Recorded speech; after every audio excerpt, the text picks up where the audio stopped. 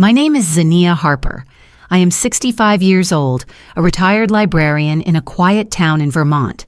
Most of my days are filled with books, letters from friends, and small visits to the market. I live alone in the house where my late husband and I once raised our son, Daniel. People who meet me now think of me as a woman who carries herself with calm dignity. But on the day of Daniel's second wedding, calmness was the last thing in my heart. The ballroom glowed with chandeliers, flowers, and the sound of violins. Everyone's attention was on the groom and his radiant new bride. I sat beside my 6-year-old granddaughter, Nora, who clutched a little red yarn doll to her chest, as if it were her only lifeline. I leaned down to ask her if she was all right, and that was when her small hand gripped mine with surprising force.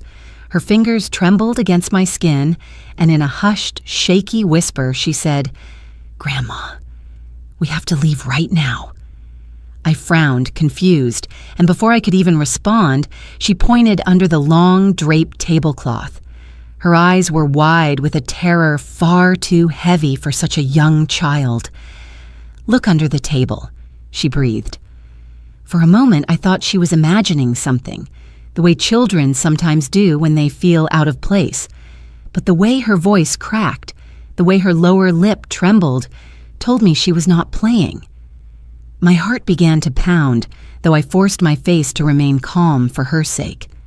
I bent lower, pretending to adjust my shawl, and felt the heavy stillness of the wedding hall pressing around us. Laughter and clinking glasses swirled above, but under that table lay a silence that threatened to break everything I believed about my son's new marriage. Nora pressed closer into me, the red yarn doll caught between us. I could smell the faint lavender of her hair shampoo and feel her shallow, rapid breaths. "Grandma," she whispered again, her voice cracking into something almost like a sob. "Please." Her urgency struck me harder than the music, harder than the polite applause rising for the couple at the far end of the room. Something was wrong, terribly wrong, and I had no choice but to trust the frightened child who had never lied to me. In that instant, I saw the wedding not as a glittering celebration, but as a stage hiding shadows. The bride's perfect smile, the elegant tables, the polished speeches, they all seemed like veils. What mattered was the trembling hand of a 6-year-old girl begging her grandmother to see the truth that adults had missed. I swallowed the lump rising in my throat, shifted slightly in my chair, and prepared to do what I had done all my life as a librarian. Look closely, notice details, uncover what was hidden between the lines.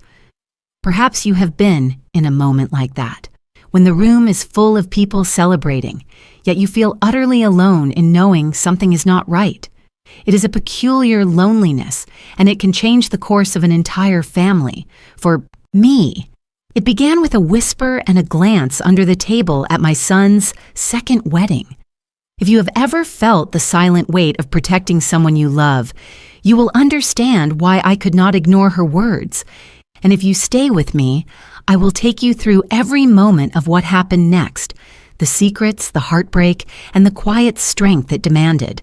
Stories like this are not just mine. They belong to anyone who has ever chosen love and truth over appearances. If my story stirs something in you, I invite you to share your own in the comments. We are never too old to tell the truth about our families, and we are never too late to begin again. Nora's whisper was only the beginning. What I discovered when I bent closer that night changed everything I thought I knew about Daniel, about the woman he had just married, and about the fragile line between safety and danger for the little girl who trusted me completely. Now let me take you back into that ballroom, into the glittering light that masked the shadows beneath, and show you what my granddaughter forced me to see. The ballroom that evening glimmered like a scene borrowed from a fairy tale. Golden chandeliers showered light onto round tables draped in ivory cloth, each centerpiece a bouquet of pale roses and flickering candles. The air carried the scent of wine and sugared pastries. Guests dressed in elegant suits and gowns laughed easily, clinking glasses and whispering their admiration for the perfect couple at the center of it all. At the head of the hall stood my son, Daniel Harper, tall and smiling, his arm around the bride who now wore his name. Daniel had always been a handsome man, his dark hair neatly combed, his eyes the kind that once held both intelligence and warmth. But that evening, though his smile reached his lips, I could not tell if it reached his soul. Still, he looked proud, almost relieved, as though this second chance at happiness would finally erase the shadows of his past. Beside him stood Selina Ward, now Mrs. Harper. Her dress was silk and glitter, every fold flowing like water, her face painted with a smile too precise, too polished. She was 34, poised and radiant, her gestures practiced for admiration. She greeted guests with both hands extended, kissed cheeks, bent graciously to listen, and laughed like silver bells. Many whispered how perfect she was for Daniel, how lucky he was to have found such beauty after his loss. Yet as I watched her lean into my son's shoulder, something about her eyes unsettled me. They seemed to watch the room the way a hawk watches a field, not with warmth, but calculation. At my table, 6-year-old Nora sat stiffly, her small legs dangling from the chair too tall for her. She had a plate of untouched food in front of her and her red yarn doll pressed to her chest. Her big brown eyes, Elise's eyes, flickered toward her father, then darted away whenever Selina's gaze passed over her. She looked misplaced, in the grandeur of it all, as if she had wandered into a theater production where every actor knew their lines, but she had forgotten hers. I brushed her hair gently and tried to coax her to eat a piece of bread. She shook her head and whispered, "I'm not hungry." My hand moved to the small card I always kept tucked in my purse, her shellfish allergy note. I had carried it since she was old enough to feed herself, and Elise used to tease me for checking menus twice. Elise had called it a librarian's habit, always cataloging, always prepared. Even after Elise's death, I never left home without that card, because one mistake could cost too much. Tonight, of all nights, I felt its sharp weight inside my bag. Across the table, Clara sat quietly, her posture graceful yet modest, her hands folded on her lap. At 27, she had become a steady presence in our lives. I had adopted Clara when she was nearly grown, long after Daniel had left home, so she was never raised as his sibling.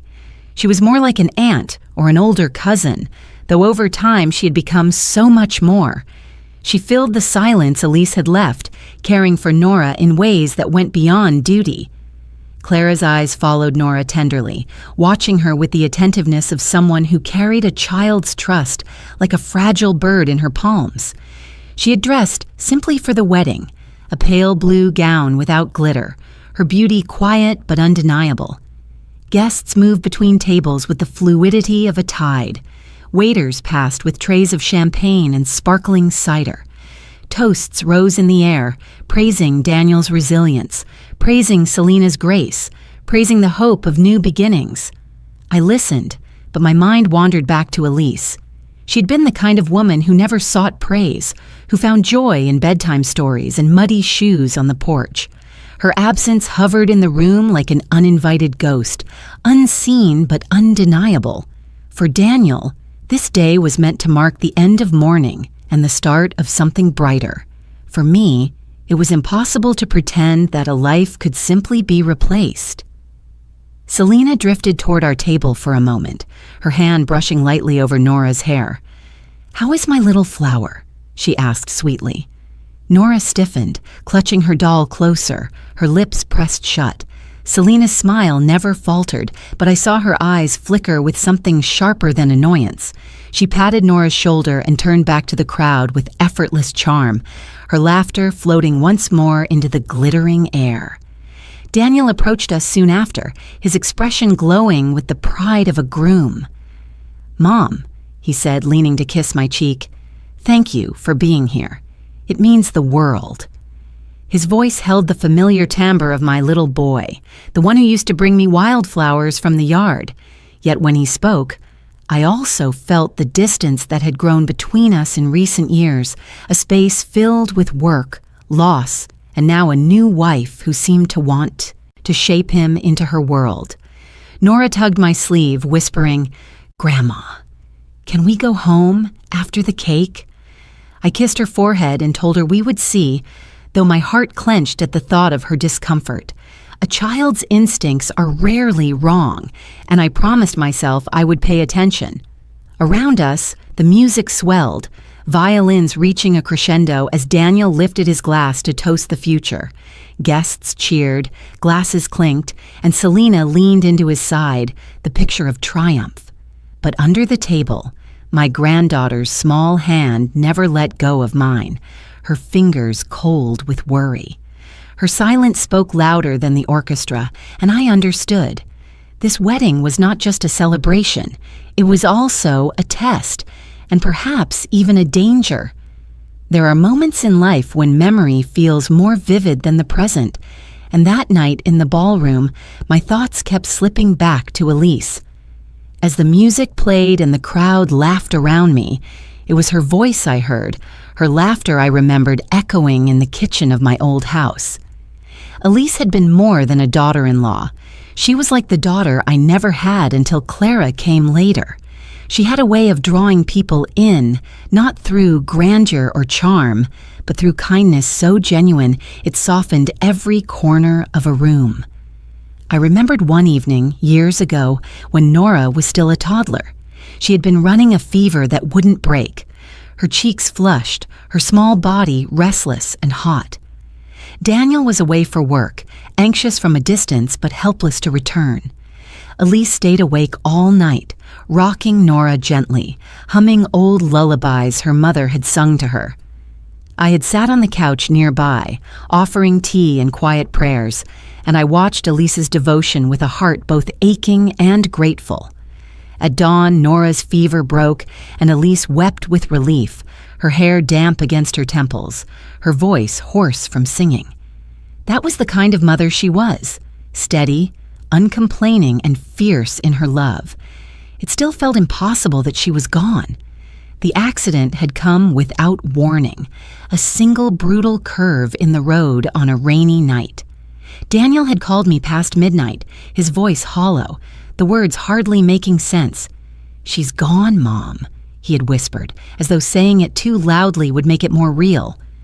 When I arrived at the hospital, the silence of the waiting room told me everything before the doctor spoke. Nora, just 4 years old then, slept curled against my chest while Daniel stood with his head in his hands, his body shaking. I don't think I will ever forget the weight of that night, the way loss pressed down on us like a storm no one could escape. In the months that followed, the house felt empty no matter how many people filled it. Elise's handwriting lingered on recipe cards, her voice on a recording tucked inside a greeting card that played when opened, her library card left in a drawer. Each small thing was both comfort and torment. Nora would sometimes wander through the rooms calling, "Mama," as though Elise had just stepped into another space and would return any moment. I tried to soothe her, but grief does not obey reason. Daniel, crushed by sorrow, turned to work with a desperation that left little room for anything else. He could not bear to sit still in a home that reminded him of what he had lost. Meetings, late nights, business trips. He filled every minute as if outrunning grief could save him. I understood his escape, even if it broke my heart. He loved Elise deeply, and to lose her so suddenly had unmoored him completely. For Nora, the loss was different. Children do not understand death in the way adults do. She would stare at Elise's picture, ask where she had gone, then play quietly with her doll as though nothing had happened. But every so often, I would see her freeze, her eyes filling with tears she could not name. It was in those moments that I promised myself I would stand in the gap. Whatever Daniel could not give in his grief, I would provide. because Elise had entrusted me with her daughter by loving me as a mother, too. The memory that pressed against me most that night in the ballroom was one of Elise standing by the garden, laughing as Nora chased butterflies. She had turned to me and said, "If anything ever happens to me, promise me you'll keep her safe." At the time, I had scolded her gently, telling her not to speak of such things. But the words had lodged in me like seeds. Now, watching Nora clutch her red yarn doll and shrink from her father's new wife, those words burned in my chest. Elise was gone, but her plea remained, echoing louder than the orchestra, louder than the toasts. I reached for Nora's hand under the table, holding it with a grip that told her without words, "I will not fail you." Elise's spirit was not gone, not really. It lingered in every protective instinct I carried, every quiet decision to stand guard. I believed then, as I believe now, that love like hers does not vanish. It simply changes form, becoming memory, becoming strength, becoming the whisper that pushes us forward when everything else feels impossible. That wedding was supposed to mark a new beginning for Daniel. For me, it was a night filled with the past, with reminders of the woman who had once brought light into our family. And in the frightened eyes of my granddaughter, I saw Elise's legacy, a child who still needed protection, still needed love, and still needed the promise I had made in the garden long ago. After Elise's death, Daniel was never the same. The man who once lingered over bedtime stories, who used to kneel beside Nora's crib to whisper prayers into her curls, began to vanish behind a wall of meetings, phone calls, and late nights at the office. Grief had not only taken his wife, it had stolen his softness. He became determined to keep everything moving forward, as though progress alone could silence the ache inside him. I remember mornings when he would drop Nora off at my house with a rushed kiss on her head, his tie already knotted, his car idling outside.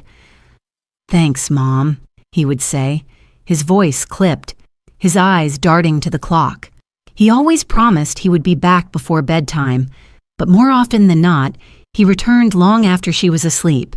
He would stand in her doorway staring at her small body curled under blankets, guilt flickering across his face like a passing shadow. Yet the next morning, the cycle repeated. That was when Clara quietly stepped into the gap. She had been living with me for only a short time then, still finding her place in the family I had built after years of widowhood. I had adopted her when she was already nearly grown, not to give her a sibling, but to give her a home.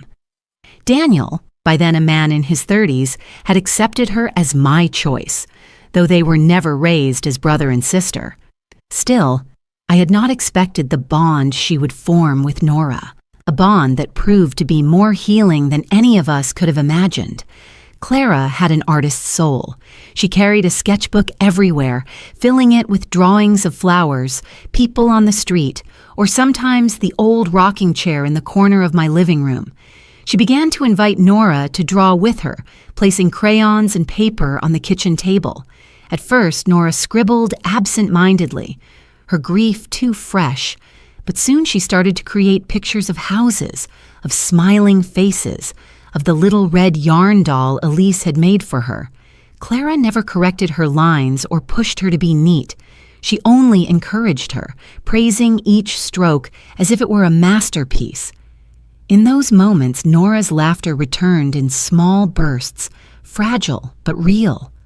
On nights when fever struck or nightmares kept Nora awake, it was Clara who slipped into her room, sitting patiently by the bed until the little girl fell asleep again. I often found them in the morning, Nora's tiny hand curled around Clara's fingers, the two of them breathing in rhythm, one child and one young woman carrying each other through sorrow.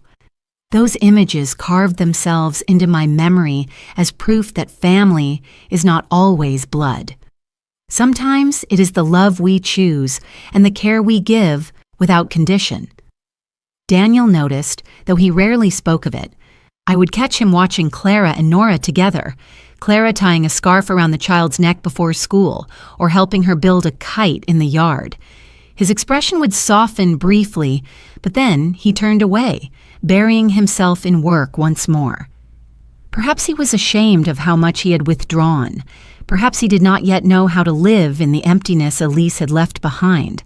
Still, there were moments that hinted at something deeper. One afternoon, I stood by the window and saw Daniel pause in the driveway. Clara was crouched beside Nora, laughing as they painted the sidewalk with chalk. Daniel leaned against his car for a long time, his face unreadable, before he finally joined them, sitting awkwardly on the pavement in his expensive suit. Nora squealed with delight, and Clara smiled in a way that lit the entire moment.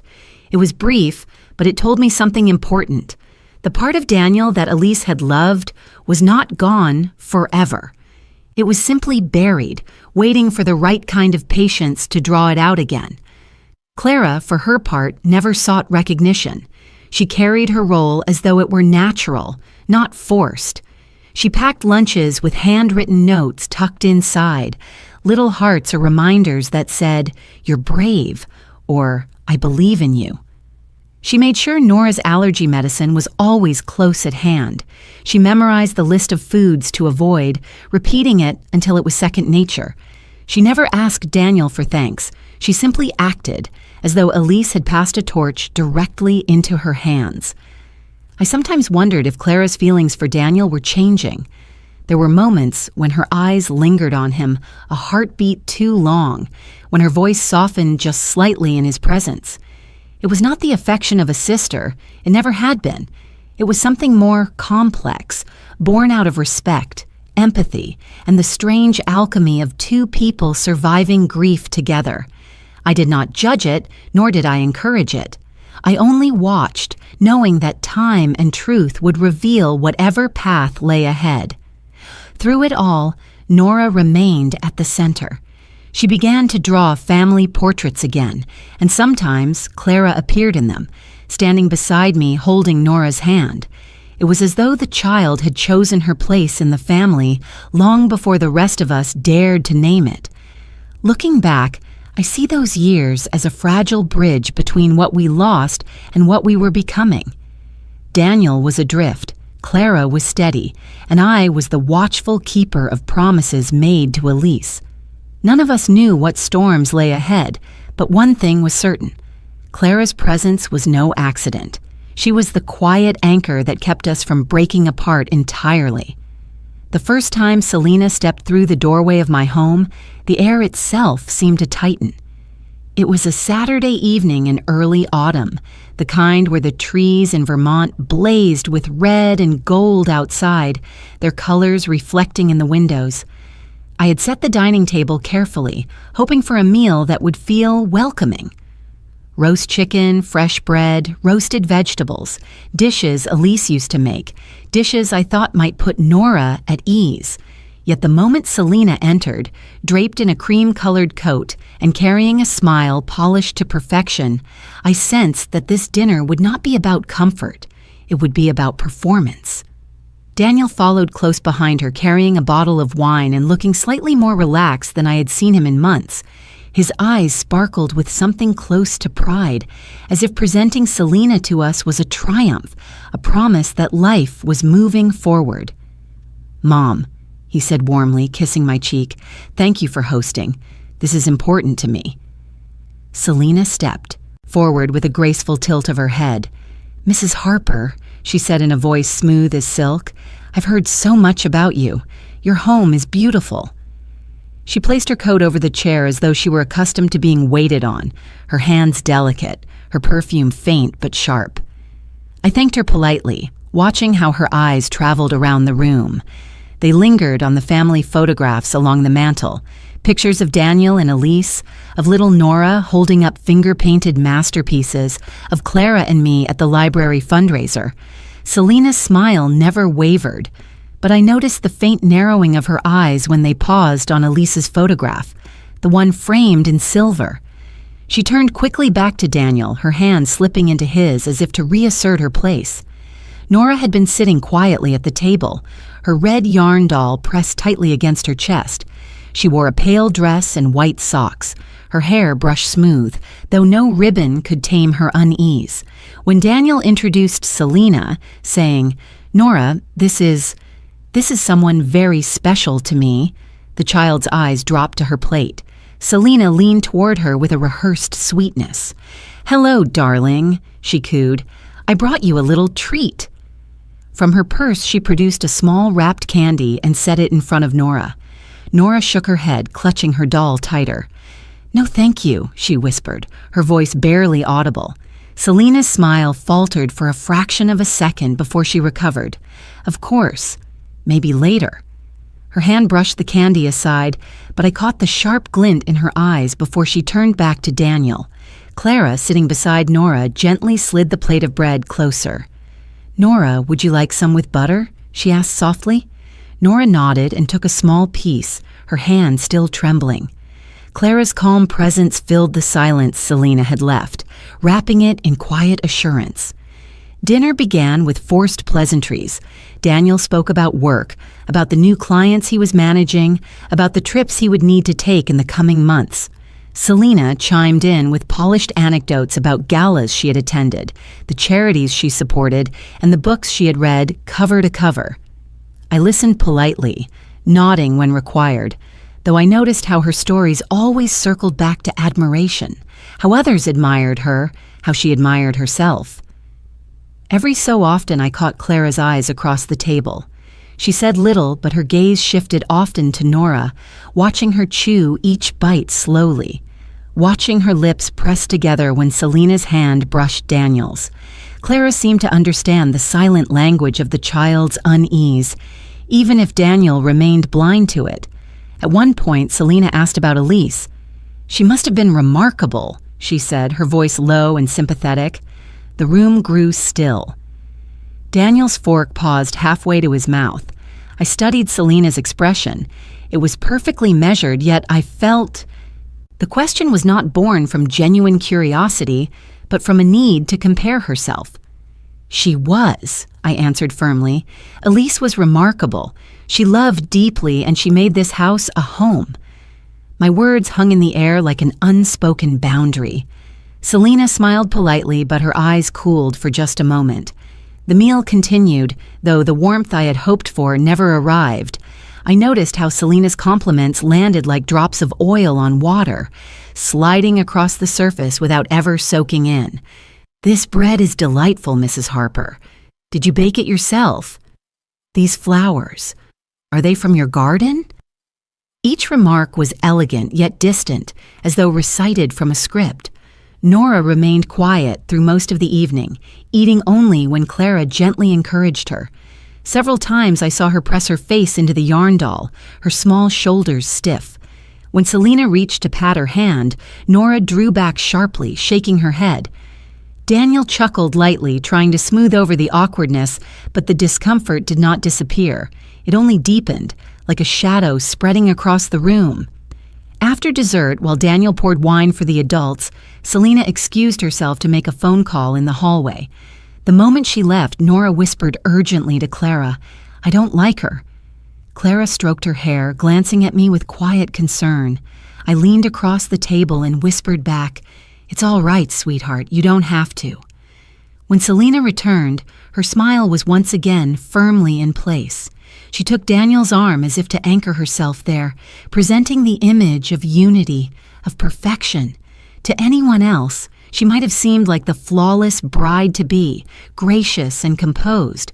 But I had seen too many human stories in my years at the library to be fooled by appearances. Books teach you that villains rarely show themselves in the first chapter. They appear in whispers, in glances, in the unease of children who sense danger before the rest of us dare to see it. That night, as I cleared the dishes and watched Nora cling to her doll, I understood that our lives were shifting. Selena had entered, bringing charm for the world and unease for the child who mattered most. And while Daniel seemed blinded by the promise of a new beginning, I felt the first chill of a storm approaching. The weeks after that dinner brought a series of moments that I could not ignore, each small in itself, but together, forming a pattern I recognized all too well from years of reading between the lines. Trouble rarely announces itself loudly at first. It creeps in, disguised as accidents or slips of the tongue, until suddenly you can no longer pretend it is not there. Daniel was eager for Selena and Nora to spend time together, insisting that it would help them bond. "She just needs a chance, Mom," he told me one morning on the phone. "Selena is trying." His voice carried that mixture of hope and impatience I knew well. He wanted harmony, so badly that he was willing to close his eyes to anything else. One Saturday, Selena offered to take Nora to the park. Daniel called me later saying, "It went well. Nora had a great time." But when I asked Nora that evening, her answer was silence. She sat at my kitchen table, drawing circles in crayon, the red yarn doll balanced beside her. Finally, she said softly, "I don't want to go with her again." Her words were so quiet that I almost missed them. When I pressed gently, she shook her head and added, "She yells." I froze. "She yelled at you?" Nora nodded, eyes fixed on the paper. She said, "Stop acting like a baby." I wanted to believe she had misunderstood, but the tone of her small voice carried the weight of truth. Later, when I asked Daniel, he looked tired, almost irritated. "She's exaggerating. Kids do that. Selena said they had fun. They got ice cream, Mom." He sighed, brushing the matter aside, unwilling to question the woman who now filled his life. But I knew my granddaughter, and I trusted her instincts more than his denial. Another evening, I stopped by Daniel's house, unannounced. Clara had gone ahead to drop off a casserole, and when I arrived, I found her standing in the kitchen with Nora, quietly washing dishes while the girl hummed a tune. Selena entered the room, her heels clicking sharply on the floor. Her smile appeared when she saw me, but before it did, I caught the flash of irritation in her eyes at finding Clara there. "Oh," she said smoothly, "I didn't expect company tonight." Clara explained gently that she was only helping. Selena's reply was sugar-coated. "Of course, you're such a dear." Yet the edge beneath the words was unmistakable. Clara kept her gaze lowered, but I could see she had felt the sting. Nora clung to her skirt, avoiding Selena's eyes altogether. It was in these small details that the truth revealed itself. I watched the way Selena's hand tightened on Daniel's arm at gatherings, the way she praised him in public while rolling her eyes in private. I noticed how Nora grew quieter, more withdrawn whenever Selena entered the room. At school, Mrs. Parker pulled me aside one afternoon. "Nora seems unsettled," she told me gently. "She used to laugh during reading time, but now she sits apart. Has something changed at home?" I felt my throat tighten as I thanked her for her concern, promising I would look into it. That night, I held Nora close as she drifted off to sleep in my house. She clutched her doll and whispered, "Grandma, please don't make me go back there." Her plea was not dramatic. It was weary, like the voice of someone older than her years. I brushed her hair back and kissed her forehead, my heart aching with the weight of promises made long ago to Elise. I wanted to believe Daniel would open his eyes on his own. I wanted to believe love would reveal itself clearly, that he would see the difference between genuine care and rehearsed charm. But hope is not the same as safety. Each sign pointed to a danger that was growing, and each day, Nora's silence became louder than any accusation I could make. The turning point came one evening when I visited for dinner again. Selena served pasta, her smile wide, her conversation lively. Daniel seemed content, sipping wine and recounting stories from work. At one point, Selena leaned toward Nora, offering a forkful. "Eat up, sweetheart," she said sweetly. Nora shook her head. Selena's smile faltered, and under her breath, barely loud enough for me to hear, she muttered, "Ungrateful child." My breath caught, though Daniel heard nothing. Clara stiffened across the table, her eyes snapping to mine. In that single moment, I knew we shared the same certainty. Beneath Selena's polished exterior lurked a coldness sharp enough to wound a child. After that night, I stopped trying to convince myself otherwise. One sign might be explained away. Two could be coincidence. But a chain of signs, each linked to the next, cannot be ignored. I began keeping notes in the back of my journal. The dates, the incidents, the things Nora said when she thought no one was listening. It was a librarian's instinct cataloging evidence quietly, preparing for the day when the truth would have to stand on its own. And as I wrote, I remembered Elise's voice in the garden, her plea that I keep her daughter safe. Each mark of my pen was an answer to that plea, a promise renewed. The storm was coming closer, and I would be ready to face it, even if Daniel was not. Nora's 7th birthday arrived with the soft glow of candles and the quiet hum of family voices gathered in my living room. I wanted to give her a day that felt safe, a day when laughter was not forced and where the shadow of loss did not linger too heavily. Clara had taken the lead, as she always did, planning every detail with a devotion that never asked for thanks. She baked the cake herself, a simple chocolate sponge with frosting swirled by hand, decorated with tiny paper butterflies Nora had cut and placed herself. The smell of it filled the house, sweet and warm, carrying with it the memory of Elise, who once believed birthdays should be marked not with grandeur, but with intimacy. The table was covered in bright cloth, balloons tied at each corner, and small presents stacked neatly to the side. Nora wore a pale yellow dress, her red yarn doll sitting proudly beside her plate as if it too were a guest of honor. Clara had made paper crowns, and to my surprise, Nora insisted we all wear them. She placed one on my head, another on Clara's, and finally settled one crookedly on her own before giggling at how silly we looked. That giggle was the first unguarded sound I had heard from her in weeks. Daniel arrived late, carrying a box wrapped in glossy paper.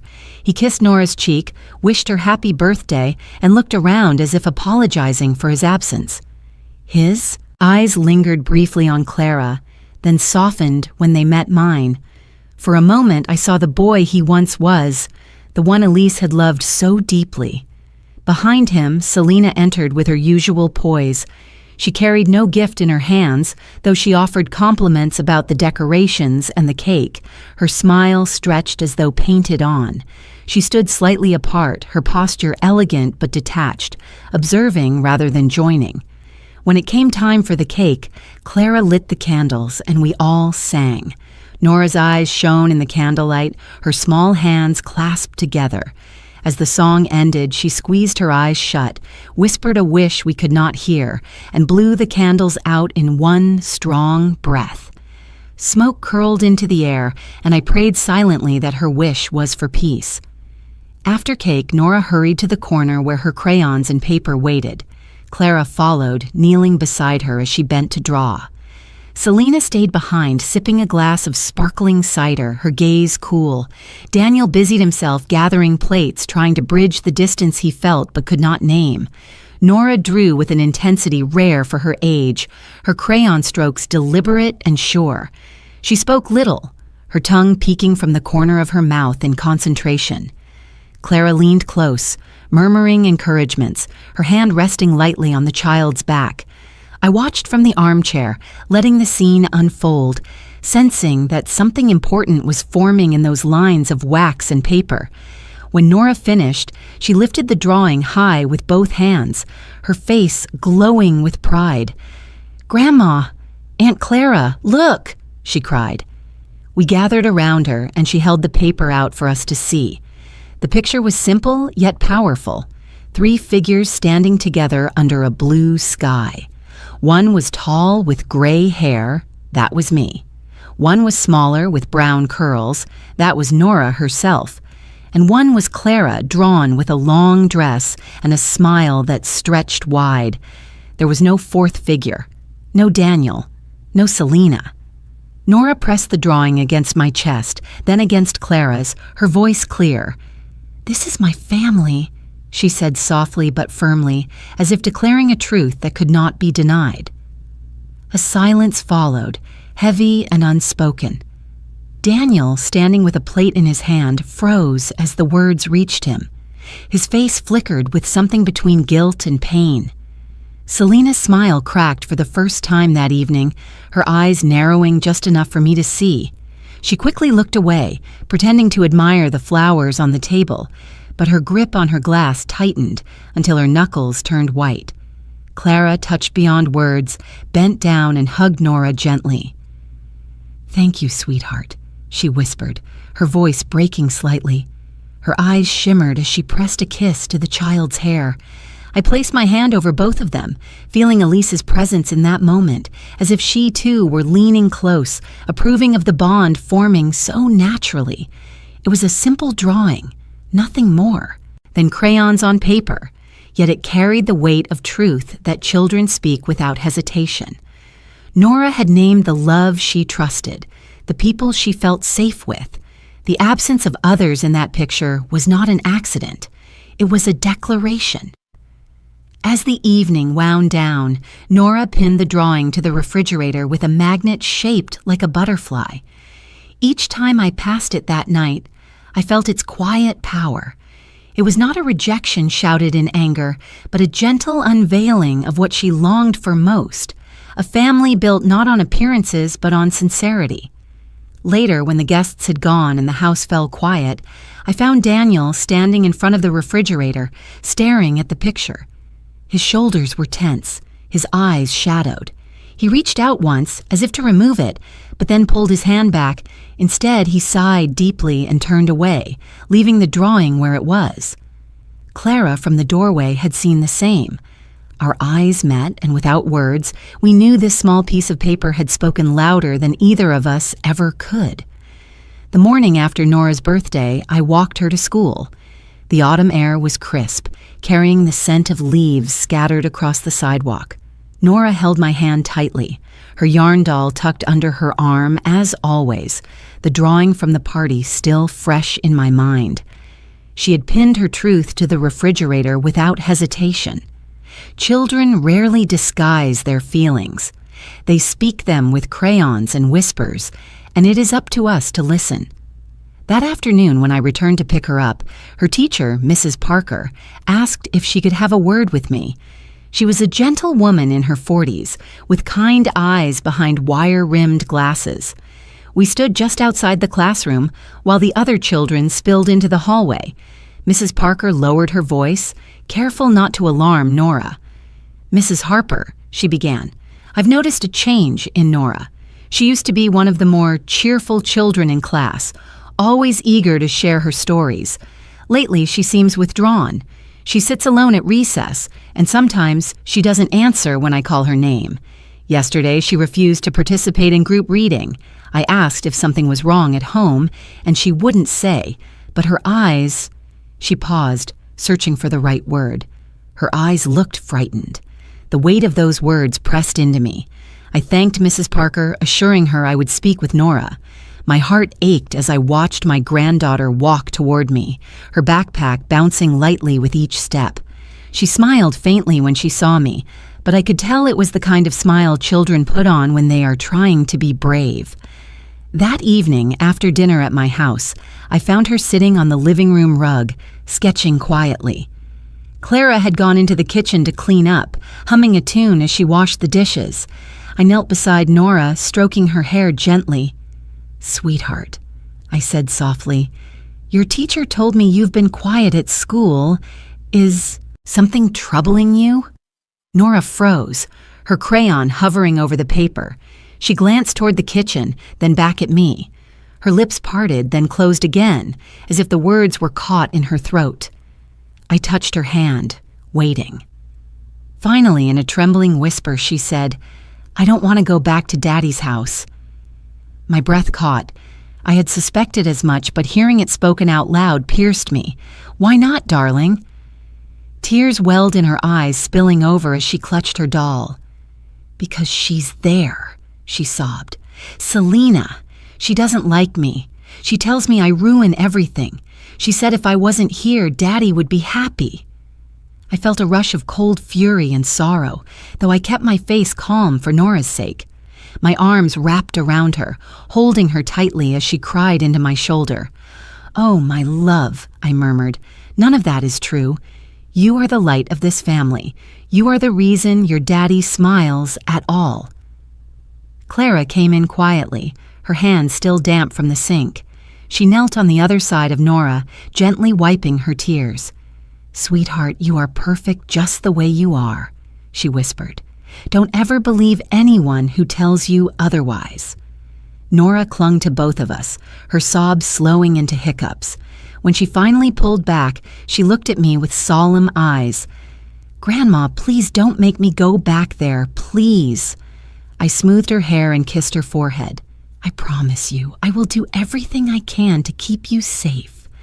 My voice trembled, not from uncertainty, but from the gravity of what I had just spoken.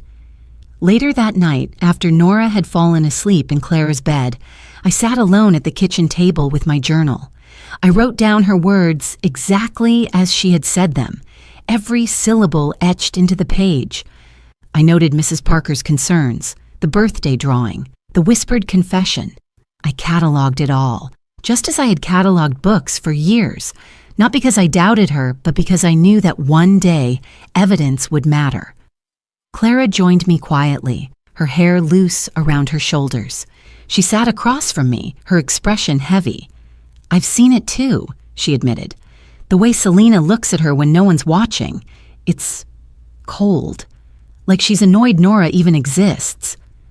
Her voice shook with anger she struggled to contain. "Nora doesn't deserve that. Not after losing Elise." "No," I agreed, closing the journal with a firm hand. "She doesn't. And I will not stand by and let her be made to feel unwanted in her own father's home." Silence settled between us, broken only by the sound of the wind rustling outside the window. I reached for Clara's hand, grateful for her presence. She was more than a daughter to me. She was a shield for Nora, as devoted as if the child were her own. Together, we formed a circle around the girl Elise had left behind, a circle Selena could not break. As I finally rose to turn off the kitchen light, I looked back toward the bedroom where Nora slept, her doll clutched tightly in her arms. I whispered a promise into the darkened hallway, a promise Elise would have wanted me to keep. I will protect her, always. The evening of the wedding dinner arrived wrapped in glittering spectacle. The reception hall was transformed once again, its chandeliers glowing above tables, lined with crystal glasses and silver cutlery. Guests buzzed with laughter, toasts rang out, and Daniel looked happier than I had seen him in years. He stood beside Selena at the head table, his arm resting proudly around her chair. To anyone watching from the outside, they were the perfect pair. A man reborn through love, a bride radiant in her new role. But my eyes drifted to Nora, who sat quietly beside me at our table. She wore a soft dress of pale pink, her curls pinned back with a clip Clara had given her. The red yarn doll rested against her lap, its button eyes staring up as though it too sensed the unease in the room.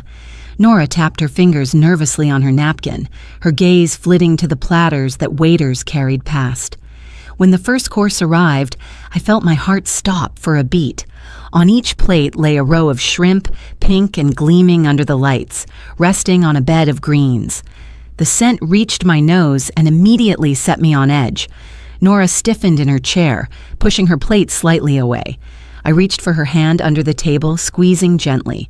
I had always kept her allergy card in my purse, a habit born of vigilance and love. Elise had trained me well in those early years, reminding me never to leave home without it. "Just in case," she used to say, and I had never failed her. Tonight, with that card in my bag, I felt the old instinct flare to life. Daniel raised his glass to speak, his voice carrying across the hall. "To love that finds us again, even when we believe it has been lost," he declared. Guests cheered, glasses clinked, and all eyes turned toward him. But my eyes stayed fixed on Nora. Her small face tightened with discomfort as she looked down at the plate in front of her. She picked up her fork, then set it down again, her lips pressed together. Selena leaned across Daniel with a smile that seemed too wide. "Nora, darling," she called sweetly, "don't you want to try just a little? It's delicious." Nora shook her head quickly, pulling the doll closer. "No," she whispered, her voice so soft it nearly vanished under the laughter around us. Selena's eyes flickered for a second, a sharp glance that betrayed irritation before her smile returned for the crowd. Daniel chuckled, dismissing the tension. "She's picky, that's all," he said, turning back to his conversation. But I saw more than pickiness. I saw fear. The waiters moved briskly, refilling glasses and setting down baskets of bread. I caught sight of one of them, a young man named Ethan who had helped during Nora's birthday party at my house. He gave me a brief nod, a polite smile, before disappearing toward the kitchen with a tray. Clara sat across from Nora, her gaze attentive. When she noticed the untouched plate, she leaned forward, her voice quiet but firm. "It's all right, sweetheart. You don't have to eat it." Nora's shoulders relaxed slightly, reassured by Clara's steady presence. Around us, conversation swelled. Guests praised Selena's elegance, the beauty of the hall, the success of the union. To them, it was an evening of joy. But to me, the air felt heavy, as if danger had taken a seat at our table. Nora pressed her doll into her chest and leaned close to me. "Grandma," she whispered, "please don't let me eat it." Her wide brown eyes brimmed with urgency, and my throat tightened at the trust she placed in me. "You won't," I assured her, "not as long as I'm here." I slid the plate slightly farther from her reach, replacing it with a piece of bread and butter. She nibbled quietly, keeping her gaze low, her fingers still gripping the doll's soft yarn body. The music swelled again, violins filling the hall. Couples rose to dance, skirts twirling under the golden light. Daniel led Selena onto the floor, his face glowing, hers gleaming with satisfaction. Guests clapped as they moved gracefully, the picture of unity. Yet from where I sat, the scene felt like a play staged for applause, while beneath the surface, a darker story unfolded. I looked at Nora, then at Clara, and I saw in their eyes what my own heart already knew. Something was terribly wrong. The shrimp on the plate was not just food. It was a threat disguised as hospitality, a danger that brushed too close to the little girl I had sworn to protect. As the song ended and the dancers bowed, a burst of applause filled the hall. But beneath the table, my hand closed tightly around Nora's, grounding her, grounding myself. Her fear was real, her instincts true. The glittering joy of the wedding dinner could not disguise the chill that settled deep in my bones. I knew then that the night was only beginning and that I would need to look deeper, to bend low and see what lay hidden beneath the tablecloth of appearances.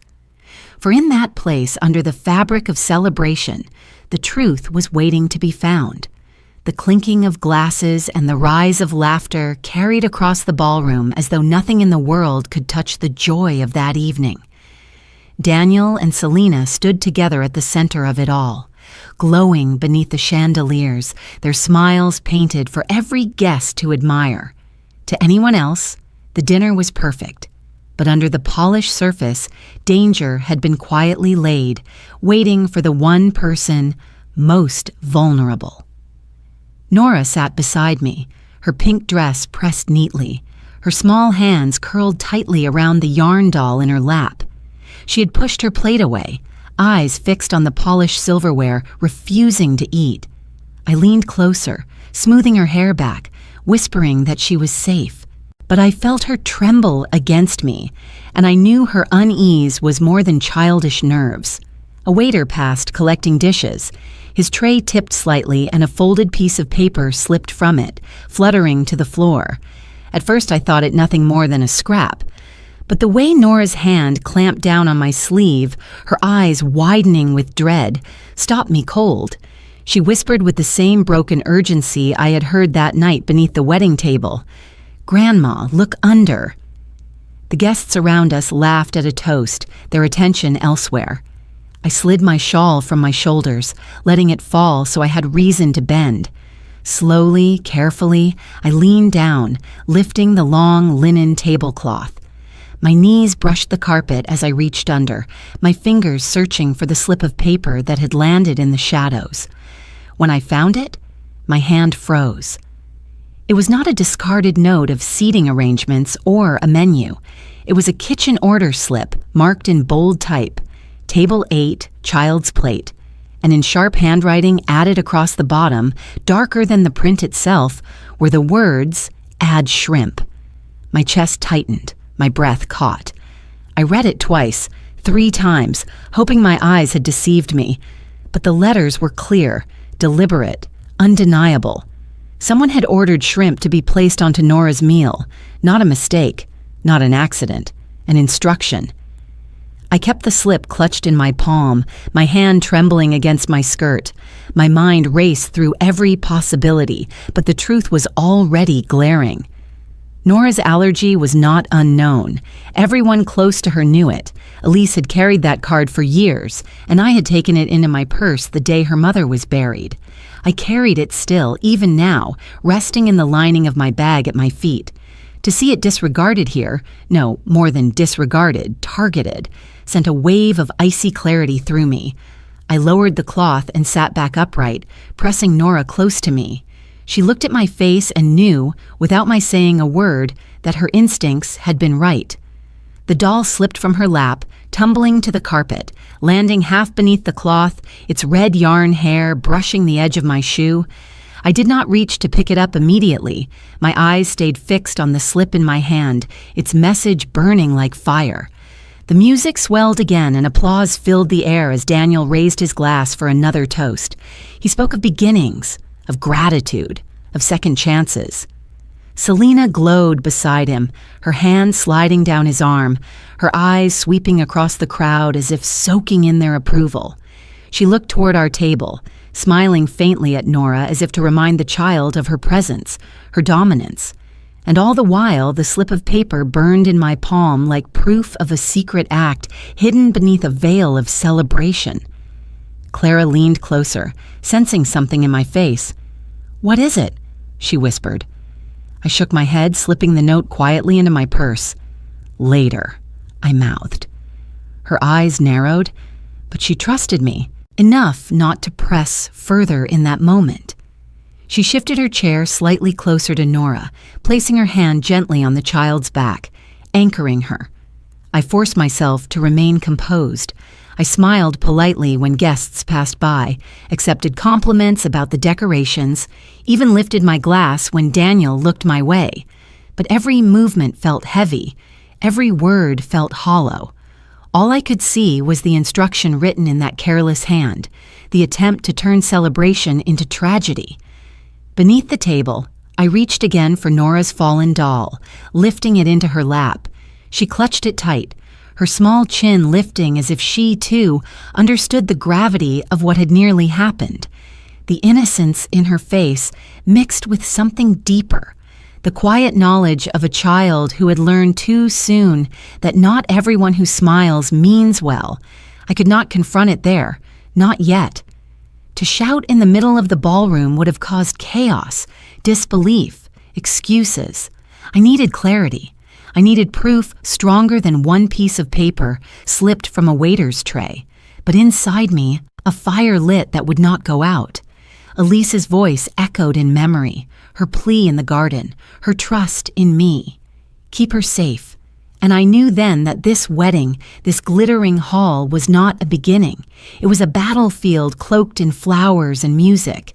The chandeliers sparkled, the dancers twirled, and to the rest of the world the evening went on without interruption. But for me, everything had changed. Beneath the table, hidden from the gaze of 100 guests, I had uncovered a secret that threatened the very child Elise had entrusted to me. I tucked the slip deeper into my purse, my fingers brushing the allergy card I always kept there. Together they formed a story that only I yet knew, a story that would soon demand to be told. As the last toast ended and laughter rippled across the hall, I bent to whisper in Nora's ear, "You're safe, my love. I promise." She nodded, pressing her doll close, her trust resting wholly on me. And I knew, with a certainty as sharp as the note I carried that the fight for her safety had only just begun.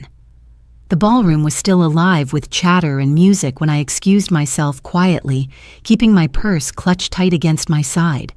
Inside, it lay the slip of paper, its message seared into my mind. I needed to know more. One note alone could be dismissed as an accident, but the instinct that had carried me through decades as a librarian told me otherwise. This was a trail, and trails always led somewhere if you followed patiently. I found Ethan near the service corridor, a tall young man with kind eyes who had worked the Harper events before. He was balancing a tray of glasses when I touched his arm. He startled slightly, then smiled with recognition. "Mrs. Harper, can I help you?" I lowered my voice. "I need a word. Privately, please." He hesitated, glancing toward the kitchen where other waiters moved in and out, then nodded. "Give me a moment." He set the tray aside and led me through a narrow hallway lined with stacked chairs and boxes of linens. The muffled music from the ballroom followed us faintly, but here the air was quieter, sharper, and more honest. I withdrew the slip of paper from my purse, unfolding it with deliberate care. "This fell near my table," I said softly. "Do you recognize it?" Ethan's eyes landed on the words, and I watched the color drain from his face. His hand rose to rub the back of his neck. That's one of ours. It's an order slip from the kitchen printer. Table 8, your table." I held his gaze. "And the handwriting?" He swallowed hard. "That's not standard. The printed orders come straight from the system. Any handwriting added, that's someone giving extra instructions." My heart tightened. "And who would have handed this to you?" He shifted on his feet, his voice low. "I shouldn't even say, but it came from a guest, a woman. She slipped it to me when I was near the table." "Do you remember her face?" He hesitated, then nodded. "Yes, she was dressed elegantly. Dark hair, pulled back, pretty. She looked like she belonged." He paused, lowering his voice further. "I still have the printed slip in the kitchen, the original. I kept it because the handwriting looked off to me. I wasn't sure if it was a joke or serious, but seeing your face right now, I know it wasn't a joke." My pulse raced, though I kept my tone even. "Please show me."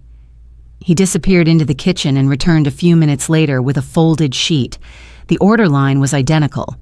Table 8, child's plate. No mention of shrimp, but across the bottom, in the same dark pen, was the scrawled instruction, "Add shrimp." The handwriting matched the slip I held in my purse. I exhaled slowly, steadying myself. Here was proof. Not speculation, not imagination, but evidence. 2 slips, one clean, one poisoned with ink. My librarian's instinct cataloged every detail, the smudge of the pen, the uneven curl of the letters, the faint indentation pressed into the paper. Ethan looked uneasy. "Mrs. Harper, I don't want to get in trouble. If anyone finds out I showed you this—" I touched his arm gently. "You did the right thing. You may have saved a child tonight." His shoulders eased, though his eyes remained clouded with worry. "Should I tell the manager?" "Not yet," I said firmly. "Let me handle it for now, but keep the original slip safe. It may be needed." He nodded, folding it carefully back into his pocket. "I'll keep it. I don't want anything bad happening to that little girl. She's too sweet." The sincerity in his voice made my throat ache. I thanked him and returned to the ballroom, my steps slower, my mind sharper. The chandeliers glittered as before, the music played on, and Selena's laughter floated across the room like glass bells. To the guests, nothing had changed, but to me everything had. I slid back into my seat beside Nora and Clara. Nora immediately leaned into me, her doll pressed between us. I placed a hand on her small back, my other hand resting protectively on my purse. Clara studied my face, her brow furrowing. "You found something," she whispered. "Yes," I murmured, my voice steady though my chest felt heavy. "And it confirms what we feared." Her eyes darkened, but she nodded. "Then we'll stand together." I looked across the hall at Daniel, who was laughing with a guest, oblivious to the danger swirling so close. He wanted so much to believe in a second chance that he could not see the cracks forming beneath his own feet. My heart ached for him, but my resolve hardened for Nora. The slip of paper burned like truth in my bag, undeniable and unforgiving. Elise's voice echoed once again in memory. "Promise me, you'll keep her safe." And in that ballroom, beneath chandeliers and polite applause, I silently vowed again, I will keep her safe, no matter what storm I must face. The evening continued, but I no longer heard the laughter or the music. My ears listened only for danger, my eyes scanning every corner. What had begun as a celebration had become an investigation, and I was its unwilling detective. The proof was in my hands now, and soon the mask that charmed the crowd would have to fall. The night did not ease after I returned to the ballroom. If anything, the air felt heavier, as though the chandeliers themselves pressed down on us. I had the order slip tucked safely in my purse, but my instincts told me there was still more beneath the surface. It was Clara who noticed the odd detail first.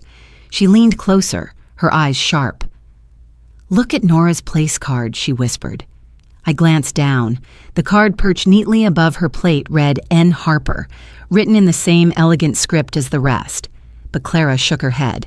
"That's not the card I saw when we sat down. It looked different, shorter, with a different flourish on the H." I frowned. "Are you sure?" "Positive," Clara insisted. I helped Nora into her seat. Someone switched it. The thought chilled me. Why would anyone bother tampering with something as simple as a seating card unless they meant to create confusion? I slipped the card discreetly into my bag. "We'll compare it later," I murmured. During a pause in the music, I excused myself once more and headed toward the kitchen corridor. Ethan was there again, collecting another tray. I showed him the card quickly, my hand shielding it from passing eyes. "Does this look altered to you?" He studied it briefly, his brow furrowed. "The paper stock is the same, but the ink is slightly different. Ours are printed by machine, not handwritten. If this was swapped, someone must have brought an extra."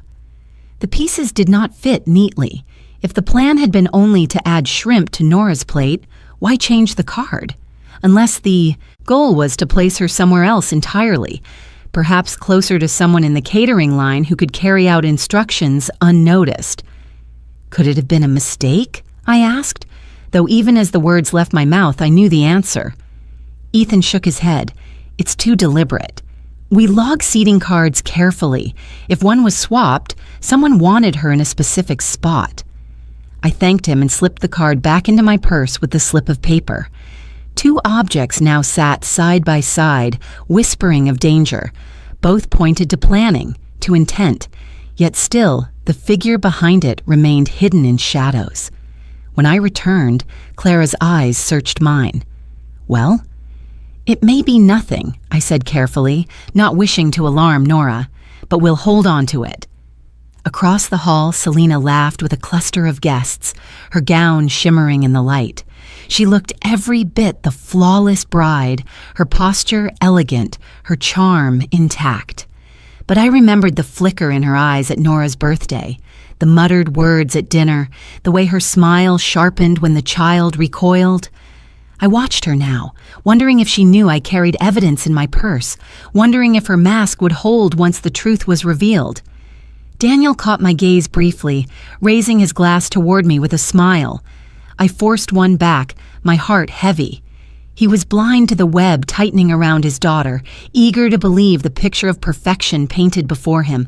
It hurt to see, but I also understood grief makes us reach for whatever promises safety, even if those promises are hollow.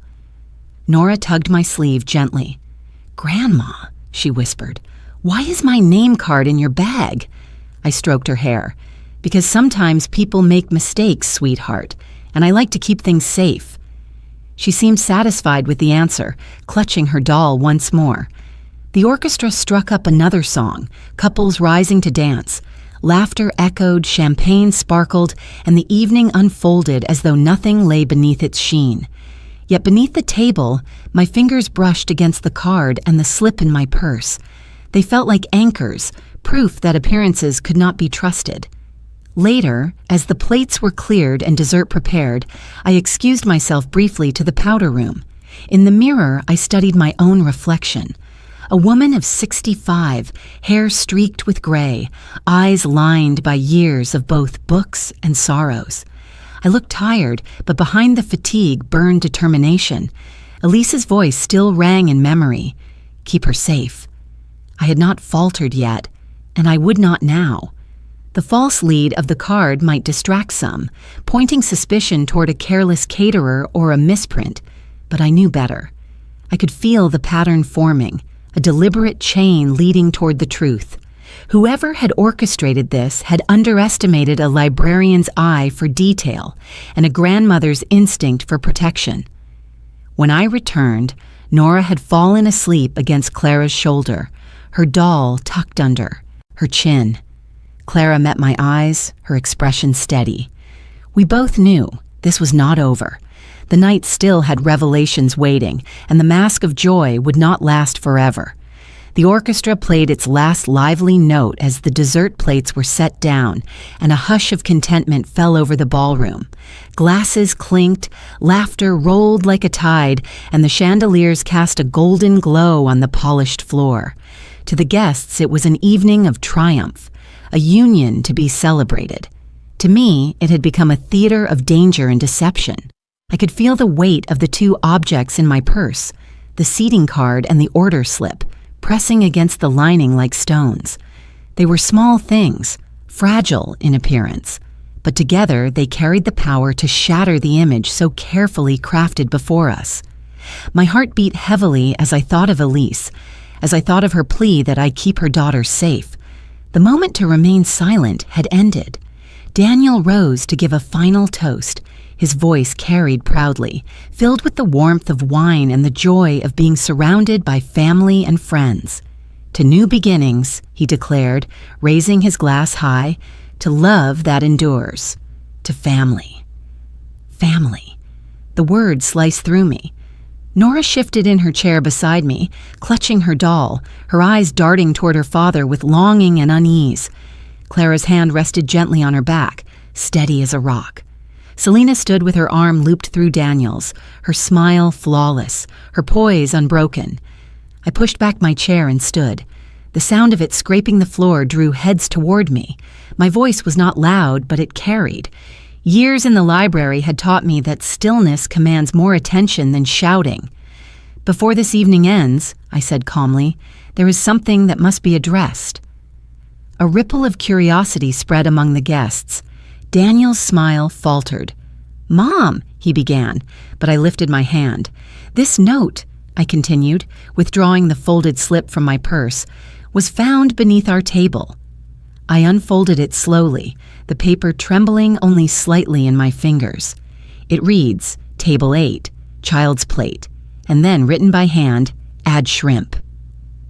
Gasps rustled through the hall. Selena's face remained composed, but her grip on Daniel's arm tightened. "You all know my granddaughter's allergy," I said, my voice gaining strength. "A single bite could have taken her life tonight." I turned to Daniel, meeting his stunned eyes. "This was no accident." Selena let out a laugh, sharp and brittle. "Surely you can't be serious. Notes fall on the floor all the time at events like this. It's absurd to suggest anything sinister." "Absurd?" My tone cut clean. "Then perhaps you can explain why Ethan, the waiter, still holds the original printed slip from the kitchen. Without handwriting, without shrimp, the order was tampered with, and someone here intended it." All eyes turned to the young waiter who stepped forward nervously, pulling the paper from his pocket. His voice shook, but he spoke the truth. "It's true, I received this from a woman. I didn't want to believe it, but now—" He glanced at Nora, his throat tightening. "Now I know." Daniel looked from Ethan to me, his face paling. "Mom, are you saying—" Selena cut in sharply, her smile gone. "This is madness. Your mother is confused. Old women see conspiracies in shadows. She's trying to ruin our evening." The words stung, but I held my ground. "Old women also keep records," I said softly. I withdrew the seating card from my purse and laid it on the table. This card was switched at Nora's place. The ink doesn't match the others. Ask yourself, Daniel, who benefits from confusing her seat, from slipping instructions to the kitchen, from silencing a child? The ballroom pulsed with whispers, eyes darting towards Selena. Her mask cracked further, her composure thinning under the weight of suspicion. Daniel's voice was strained. "Selena, did you—" "Of course not," she snapped, turning to him with practiced indignation. "Can't you see what's happening? Your mother and Clara have never accepted me. They've twisted this into some cruel drama." Clara rose then, her face pale but resolute. "Enough," she said clearly. Her voice was not loud, but the conviction in it rang like a bell. "I've watched you. I've seen how you look at Nora when you think no one notices. Cold, calculating. And I've heard the words you muttered under your breath when she wouldn't obey. You cannot gaslight us all into believing this is nothing. Tonight, you crossed a line." The hall erupted in murmurs. Guests shifted uneasily, some clutching their pearls, others whispering behind hands. Selena's eyes flared with fury, but before she could respond, Clara stepped closer. "You tried to make a child disappear in plain sight. That will never happen, not while we are here." Selena sneered, her mask finally gone. "You think anyone will believe the two of you? You're nothing but bitter women clinging to ghosts." And then, before I could stop her, Clara's hand rose and struck Selena across the face. The sound cracked through the hall like a whip. A collective gasp surged, followed by silence so complete I could hear the chandeliers hum above us. Selena's hand flew to her cheek, her eyes blazing. But she did not speak. She looked around at the faces now staring at her, not with admiration, but with doubt, with fear, with judgment. Daniel stood frozen, the glass slipping from his hand and shattering on the floor. He stared at the note, at the seating card, at the red mark blooming on Selena's cheek. For the first time, I saw him truly look, not at the image of a perfect bride, but at the cracks she could no longer hide. I placed my arm around Nora, who pressed into me, her doll shielded tight against her chest. My heart pounded, but my voice was steady. The truth has a way of showing itself, even in rooms filled with noise and glitter. Tonight, it speaks louder than any toast. The guests remained silent, watching, waiting. The performance of the evening had ended, and the curtain had lifted to reveal something raw and undeniable. The silence after Clara's hand met Selena's cheek stretched longer than any pause in music could. Guests shifted uncomfortably, glancing at one another, unsure whether to rise, to intervene, or to stay frozen in their seats. The chandeliers glowed mercilessly above us, throwing their light on every face, exposing every fracture in the glittering illusion. It was then, from near the edge of the hall, that a young voice broke through, trembling, hesitant, but clear enough to still the air. "Stop." All heads turned. Maya Ward, Selena's younger sister, stood just beyond the crowd. She was only 18, her dress too grown up for her age, her shoulders hunched as though she wanted to disappear into the floor. Her wide eyes darted between Selena, Daniel, and me. Her hands shook as she twisted the strap of her purse, her lips quivering as though the words she held inside had grown too heavy to contain. Selena's eyes flashed with alarm. "Maya!" she hissed, her voice low and warning. "Not now!" But Maya stepped forward, tears brimming. "No," she said, louder this time, her voice cracking under the weight of her confession. "They deserve to know." Daniel's gaze fixed on her, confused, pleading for clarity. "Know what?" Maya's chest heaved. "It was Selena. She told me what to do. She made me switch the cards. She told me to slip the note." Her words tumbled out, broken by sobs. "I didn't want to, but she said it was the only way to make things right. She said Nora was in the way. The ballroom erupted. Gasps swept through the room like wind through dry leaves. Some guests rose to their feet. Others pressed their hands to their mouths, unable to look away. Selena lunged forward, her polished facade collapsing into fury. "You foolish girl, do you know what you're saying?" Her voice carried venom now, her composure shattered. She reached as though to grab her sister's arm, but Maya stepped back, clutching her purse like a shield. "I can't keep your secrets anymore," Maya cried. "I've watched you smile in front of everyone and whisper horrible things when no one's listening. I've seen the way you look at her." She pointed toward Nora, trembling in my arms. "Like she's a stain you want to erase. I thought maybe you were right, that Daniel deserved a clean slate. But then I saw Nora's face when you scolded her. I heard her crying in the bathroom. I can't be part of this anymore." Selena's lips curled into a sneer. "You think they'll believe you? You think anyone will take the word of a child over mine?" I rose, my hand still resting firmly on Nora's back. My voice was calm but sharp. "There are cameras in this venue, every hallway, every kitchen. If you believe your charm will outshine truth, then by all means, let us ask to see the footage." Selena froze. For the first time, true fear flickered in her eyes. Clara stood beside me, her posture unwavering. "Yes," she added, "let's check the cameras. If Maya is lying, the truth will clear you.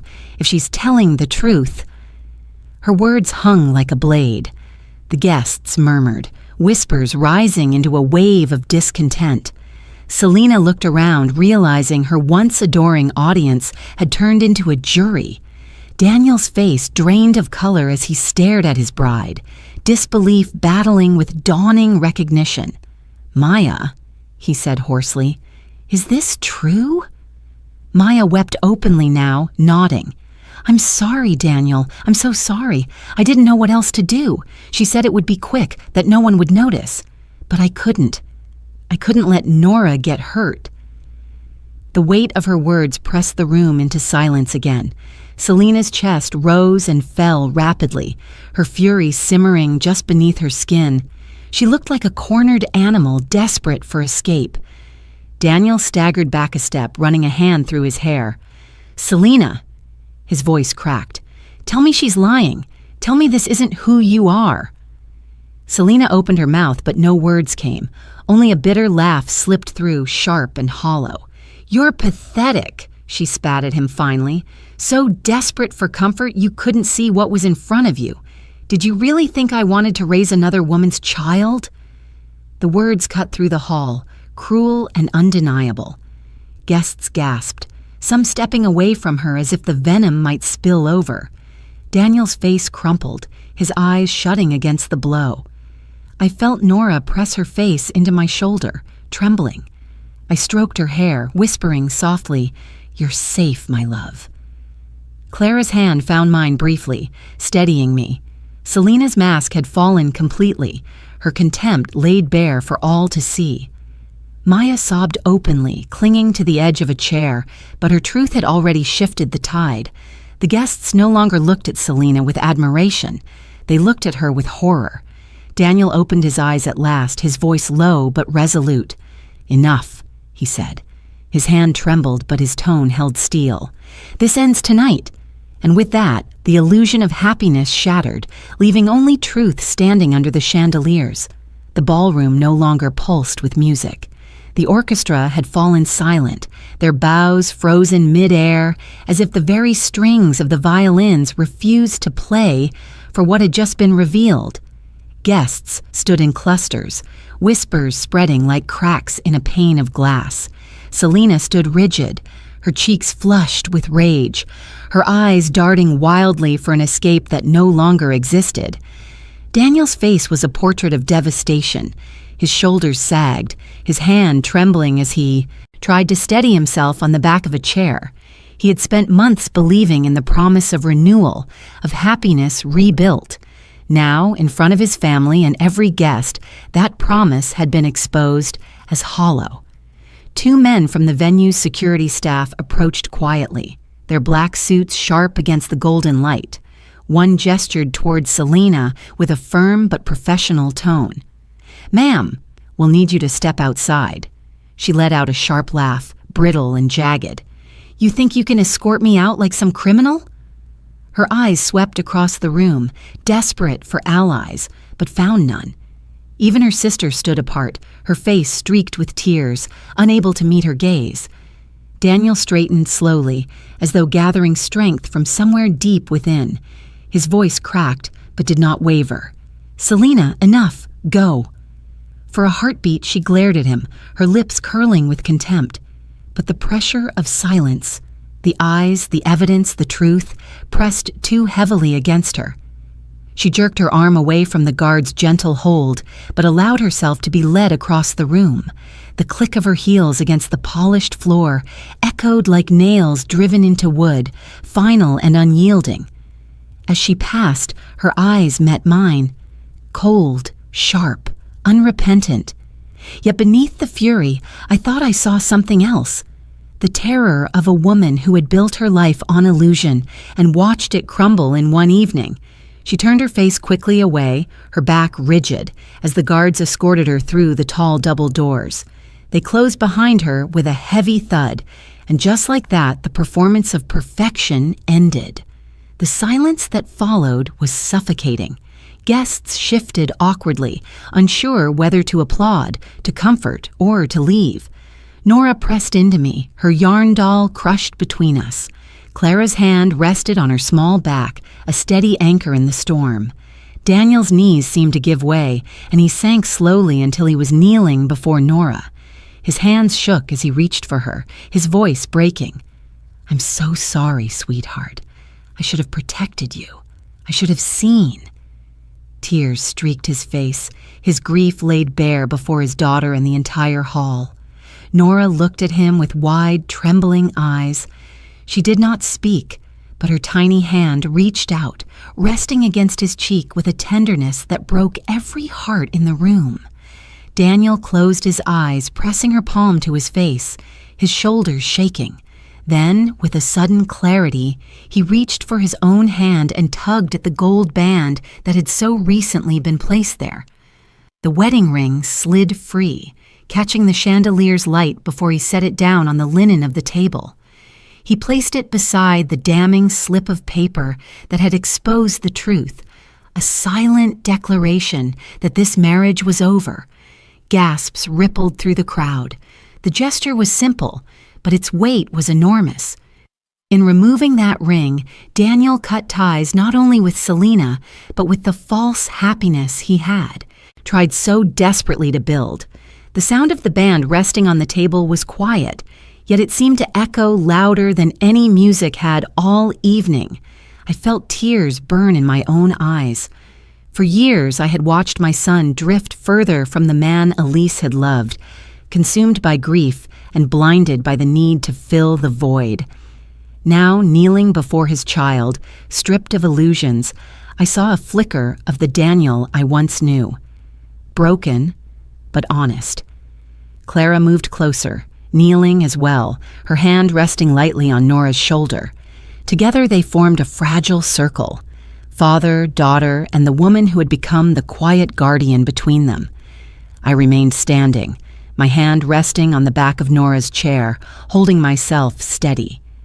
Elise's presence felt so near in that moment, as if she were watching from just beyond the glow of the chandeliers, nodding silently. The guests began to stir, some moving toward the exits, others whispering to one another with shaken voices. No one raised a toast now, no one clapped for speeches. The celebration had been stripped bare, leaving only the raw truth of a family standing in its ashes. Daniel lifted Nora into his arms, holding her tightly as she clung to him. "No more pretending," he whispered. "No more masks. I promise you, never again." His words were not grand or polished. They were real, spoken from a heart cracked wide open. And as I watched him carry his daughter close, the ring left abandoned on the table, I knew the night had turned. What had begun as betrayal was now the painful first step toward healing. It was a step Daniel needed to take, even if it broke him.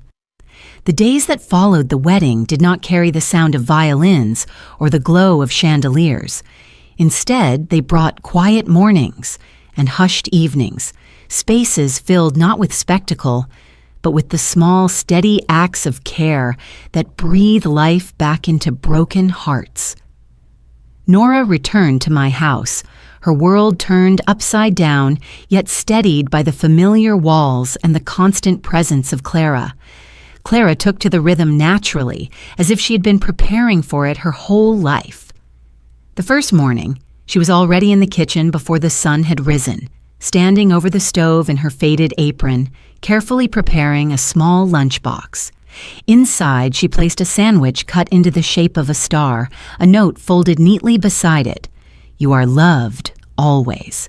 She added an apple, peeled and sliced, wrapped in parchment as Elise once did. When Nora came in, rubbing her sleepy eyes, Clara greeted her with a smile that reached every corner of the room. "Morning, sweetheart," she said, kneeling to help Nora slip into her shoes. "Today you're going to shine." Nora's smile was faint, but it was real. She tucked the yarn doll into her backpack and carried the lunchbox with both hands, as though it were a treasure chest. I watched them leave for school together, my heart aching with both sorrow and gratitude. Sorrow for what Nora had endured.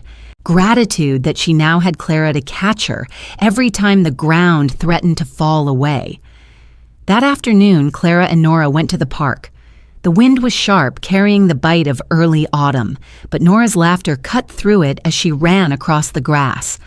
Clara held the string of a small kite, its tail flickering like fire in the sky, before handing it to the girl.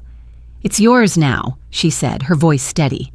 Nora gripped the spool, her giggles filling the air as the kite soared higher. I sat on the bench, Elise's memory beside me, and thought how healing often comes not with thunder, but with threads of ordinary joy. Another night, Nora woke crying with a fever, her cheeks flushed, her small body trembling under the blanket. Clara was there first, her hands cool against Nora's forehead, her voice steady as she hummed softly. She fetched the medicine, measured carefully, and coaxed Nora to sip water. She stayed by her side until the fever broke, whispering promises into the dark. I found myself standing at the door, unseen, watching the quiet devotion that spoke louder than vows. Daniel, too, began to notice. He came often, awkward at first, sitting on the edge of the living room chair as though unsure if he belonged. He watched Clara braid Nora's hair one evening, the child sitting cross-legged on the rug with crayons scattered around her. The braids were uneven, but Nora laughed, turning her head to admire them in the mirror. Daniel's eyes softened, wet with something he did not say. Later, he pulled me aside in the kitchen, his voice low. "I didn't realize how much she's done. Clara. She's been here all along, hasn't she?" I nodded gently. "Yes. She chose Nora long before you noticed." His hand trembled as he lifted his glass of water. "I thought I was giving Nora stability with Selena. I thought appearances mattered more than small things, but it's the small things that have saved her." His voice cracked. "I failed her, Mom." "You failed yourself too," I said softly. "But failure isn't the end. It's the space where responsibility can begin." Over the next week, Daniel spent more time with us. He watched quietly as Clara folded tiny notes into lunchboxes, as she mended the torn seam of Nora's dress, as she sat cross-legged on the floor drawing houses with her. He said little, but I saw the dawning recognition in his face that love was not in the grand speeches of a ballroom, but in the daily acts of devotion that asked for nothing in return. One Sunday morning, we gathered at the kitchen table, the air filled with the smell of pancakes. Clara placed a plate in front of Nora with a smile, and Daniel sat across from them, his hand lingering near his daughter's, as if he still sought permission to belong. Nora giggled at the doll propped against her cup, then leaned into Clara's side. Daniel's eyes met mine. I saw shame there, still, but also hope. As the morning light streamed, through the window, I felt something shift. The noise of the wedding had faded, leaving behind a fragile, tender quiet. And in that quiet, the family Elise had dreamed of was beginning to take shape, not through vows spoken under chandeliers, but through the steady work of love stitched together in kitchens, parks, and night watches. Healing rarely comes with applause. It arrives slowly, gently, in the hands of those who choose to stay. Clara had stayed. Nora had blossomed under her care. And Daniel, broken but willing, had begun to see. Daniel came to me one evening long after Nora had fallen asleep in Clara's room, the yarn doll tucked against her chest. He looked tired, the lines in his face deeper than ever, but there was a steadiness in his eyes I had not seen in years. "Mom," he said quietly, "I need to make things right, not just with Nora, but with everyone I failed."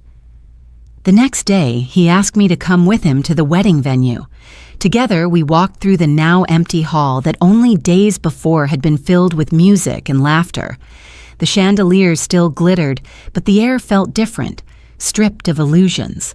Daniel met with the manager, requesting access to the security footage. His voice shook as he explained, but he did not shy away from the truth. "Someone tried to harm my daughter," he said firmly. "I need to see everything. I need proof, not just for me, but for her." The manager agreed, his face grave. We sat in a small office while the recordings were pulled up. Camera after camera revealed fragments of that night. Selena whispering to Maya near the kitchen doors, Maya slipping a card onto the table, Selena's cold expression when Nora refused her plate. Each image was a mirror Daniel could no longer turn away from. He bowed his head into his hands, and for a long while, he didn't move. When he finally lifted his face, his eyes were red but clear. "I let myself be blinded," he admitted. "I wanted so badly to believe I was rebuilding my life that I ignored the cost. I ignored Nora." I reached across the table, resting my hand over his. "Awareness is the first step. What you do next is what matters." He nodded slowly. "Then I'll take every step needed." Later that week, he sat in the office of a family counselor, a woman with a calm, steady presence. He spoke honestly about his mistakes, about the hollow marriage, about the betrayal he had allowed into his home. She listened, then said simply, "Accountability is not about punishment. It's about choosing responsibility every day, even when it's uncomfortable." Daniel left the appointment with a list of commitments: regular counseling sessions for himself and Nora, honest communication, and clear safety rules in their home. For the first time, I felt the ground shift beneath him, not crumbling, but settling into something firm. I wrote about it in my journal that night. Elise would never see this moment, but I hoped she would feel it.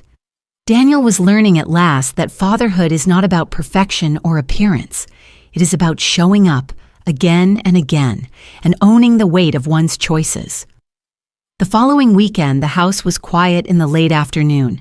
Clara sat on the floor with Nora, helping her piece together a puzzle of a farmhouse and orchard.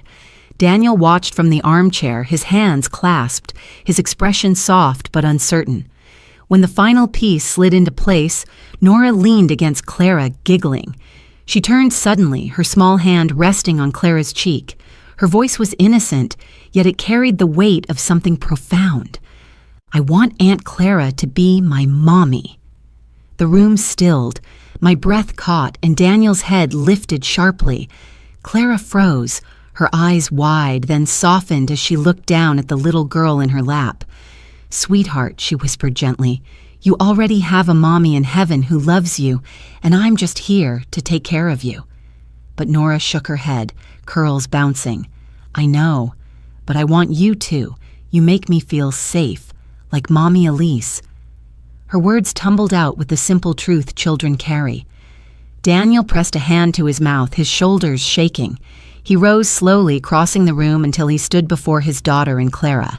He knelt, his tears falling freely. "Nora," he said hoarsely, "do you really feel that way?" She nodded without hesitation. "Yes, Daddy. Aunt Clara listens to me. She makes me lunch. She holds me when I'm sick. She doesn't get mad when I cry. I want her to be my mommy." Clara's eyes filled with tears. She looked at Daniel, then at me, her face caught between disbelief and love. "I never wanted to replace Elise," she whispered, "but I love her daughter with all my heart." Daniel reached for her hand, his voice breaking. "Maybe love doesn't replace. Maybe it expands." He turned to Nora, stroking her hair. "Your wish matters, sweetheart, more than anything else. If Clara is who makes you feel safe, then she is your family." I sat quietly, watching as my son finally understood what Elise had known all along, that love is not measured by appearances or vows, but by presence, by devotion, by the quiet sacrifices of daily life. Nora's eyes lit up as she threw her arms around Clara's neck. "Then it's true," she whispered. "I have a mommy again." Clara held her close, her tears falling into the child's hair. Daniel bowed his head, overwhelmed, and I felt my own tears rise. For the first time since Elise's passing, the room felt whole. Not perfect, not free from scars, but whole. A few evenings later, we gathered at the kitchen table with papers, pens, and the small card that had once lived in Elise's purse. I laid it gently on the table, its edges worn from years of use. "This card has kept Nora safe more times than I can count," I said quietly. "It should remain a rule, not a memory." Daniel nodded firmly. "From now on, it goes everywhere. School, home, outings, no exceptions." He looked at Clara, his eyes steady. "You'll carry a copy too, and we'll make sure her teachers always have it." Clara unfolded a small kit she had picked up at the pharmacy. Inside were 2 EpiPens, their cases marked in bold. She placed them on the table with deliberate care. "These stay with her at all times, one in her bag, one with us."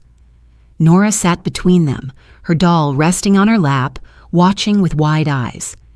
"Will it hurt?" she asked timidly. Clara reached for her hand. "It's only for emergencies, sweetheart. Most likely you'll never need it, but if you do, it will keep you safe until help arrives." Daniel picked up one of the pens, turning it over in his hand, then looked at his daughter. "This is what it means to be careful, Nora. It's not scary. It's love that protects." Together, we wrote down a list of rules. Always check menus. Always ask before trying food. Always keep the EpiPen close. Clara added a line in her neat handwriting. "Safety is family's first promise." She slid the paper toward Nora. "Do you want to decorate it with a drawing?" Nora grinned shyly and picked up her crayons. She drew a heart around the words, then a small figure of herself holding hands with Clara, Daniel, and me. The yarn doll was in the picture too, perched in her other hand. We pinned the paper to the refrigerator that evening. It wasn't just a set of instructions, it was a boundary, a vow, a symbol that the family had learned from nearly losing what mattered most. As I looked at the card, the EpiPens, and the drawing, I felt a deep calm settle in my chest. We had not erased the danger, but we had named it, prepared for it, and turned it into a shared responsibility. That was the lesson hidden in the chaos. That love means building walls strong enough to keep harm out, yet wide enough to let healing in. Nora skipped off to bed afterward, leaving her doll on the table. Clara picked it up gently, smiling through her tears. Daniel lingered, his hand resting on the refrigerator door, his eyes soft but resolute. He had begun to learn the hardest lesson of all, that love must be protected, not assumed. That night, for the first time since the wedding, I slept without waking in fear.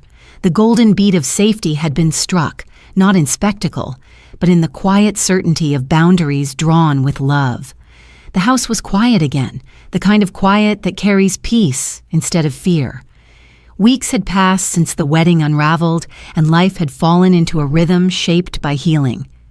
Nora's laughter returned in fragments at first, then in steady streams that filled the rooms like sunlight spilling through the windows. Clara's voice was often the harmony to that laughter, humming while she cooked, guiding small hands over paper and crayons, soothing fevers with a calm that never wavered. I spent many evenings sitting by the window with my journal open, watching them in the yard. Nora would run across the grass, the yarn doll tucked in one hand, her curls bouncing as she called for Clara. Clara would chase her gently or sit and help her fly the kite they had mended together. Daniel often stood at a distance, his arms folded, his face a mixture of awe and remorse. Slowly he was learning that presence could not be borrowed from grand gestures. It had to be earned through consistency, through humility. Inside the house, I kept Elise close in quiet ways. Her library card, the one she had left in a book before the accident, sat tucked in a frame on the mantel. Sometimes, when Nora passed by, she would touch the glass gently, as if greeting her mother through the object. There was also the greeting card Elise had once recorded, her voice preserved in a brief message. "Love you always, my little star." On certain nights, when the air was heavy with memory, I pressed the button and let her voice fill the room. Nora would lean against me, her eyes bright with wonder. "That's Mommy," she'd whisper, smiling softly. One afternoon, I found Nora sitting on the windowsill, her yarn doll propped against the pane. The late autumn sun caught in the red threads of the doll's hair, turning it into a small flame of color. She looked at me with a smile that belonged entirely to her, unclouded and free. "Grandma," she said, "do you think Mommy can see us?" I nodded, my throat tightening. "Yes, sweetheart. I think she's right here, watching, smiling every time you laugh." Nora pressed her cheek against the glass, her small hand resting over the doll. "Then she knows I'm safe." Clara entered then, carrying a tray of cocoa, her eyes meeting mine with a tenderness that needed no words. Daniel followed, setting down his briefcase by the door, choosing to linger rather than vanish into his own silence. We gathered in the living room, mugs warming our hands, fire crackling low. It was ordinary, painfully ordinary, yet that ordinariness felt like the greatest gift of all.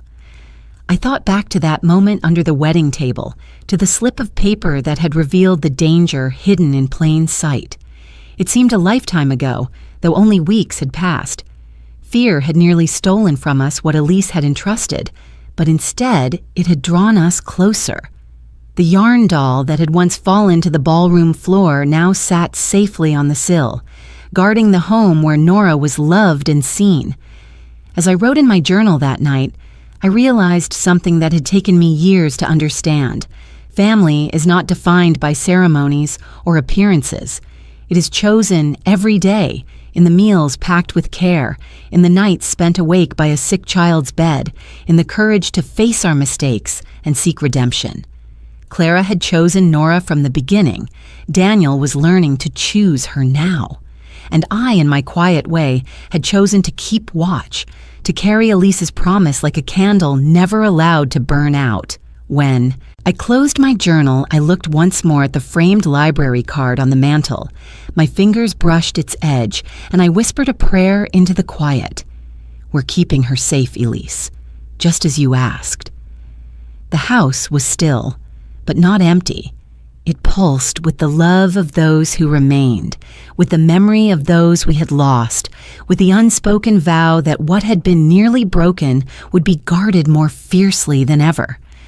Before going to bed, I turned to the camera of my mind, the invisible audience I had come to feel through telling this story. My voice was steady, not as a plea, but as an invitation. Family is not always the one you're given. Sometimes it's the one you choose, the one that proves its love in the smallest acts. Share your story of the family you chose. Somewhere out there, someone needs to hear it. Nora's laughter drifted faintly from her room, Clara's voice joining hers in a lullaby, and Daniel's footsteps echoed softly as he checked the locks one last time.